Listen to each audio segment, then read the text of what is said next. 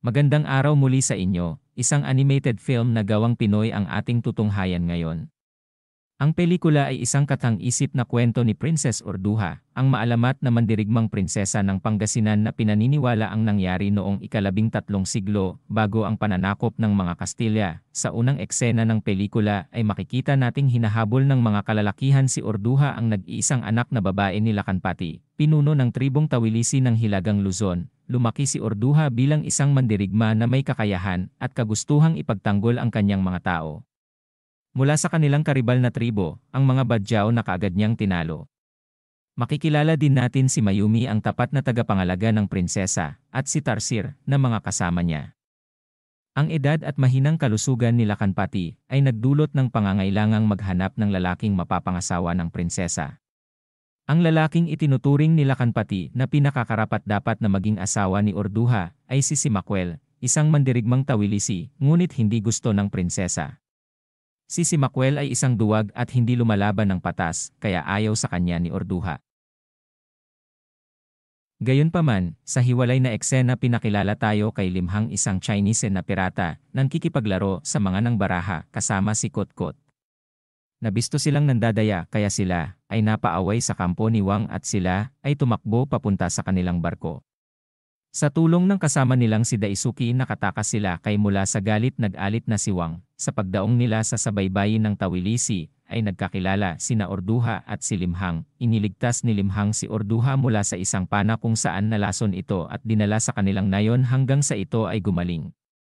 Inimbitahan din nila ang mga kasama ni Limhang sa nayon at nahumaling si Mayumi kay Daisuke. Hindi nagtagal si Urduha at Limhang ay agad na nag-umibig sa isa't isa. Sa kabilang eksena, sumugod naman ang kampo ng mga Badjao sa tribo ng mga Tawilisi at nagkaroon ng bakbakan. Iniligtas ni Limhang si Lakanpati mula sa mga Badjao.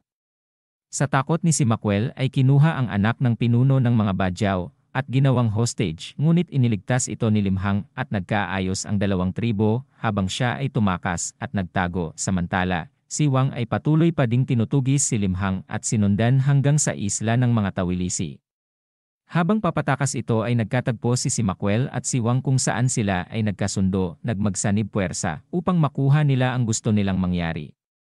Gusto ni Simakwel na mapakasalan si Urduja upang maging pinuno at makuha ang mga kayamanan.